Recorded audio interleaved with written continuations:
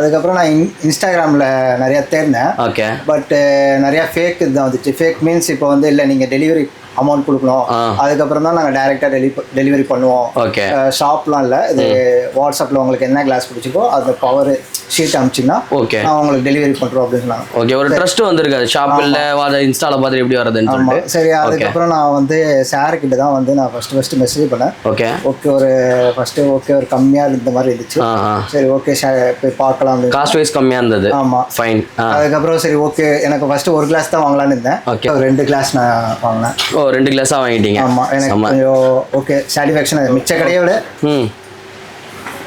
ஏய் இது சூப்பராக இருக்கேண்ணா, செம்மையாக இருக்கேன். So super. 2 டிஃப்ரெண்டான கிளாஸ்க்கும் பார்த்தீங்கன்னா டிஃப்ரெண்டாக இருக்கும். இது வந்து நான் வந்து பார்த்தீங்கன்னா ஒரு 6000 சம்திங் வாங்கியிருப்பேன். நீங்கள் வாங்கினீங்க அந்த 1. Okay fine. இது எவ்வளோண்ணா ஆச்சு?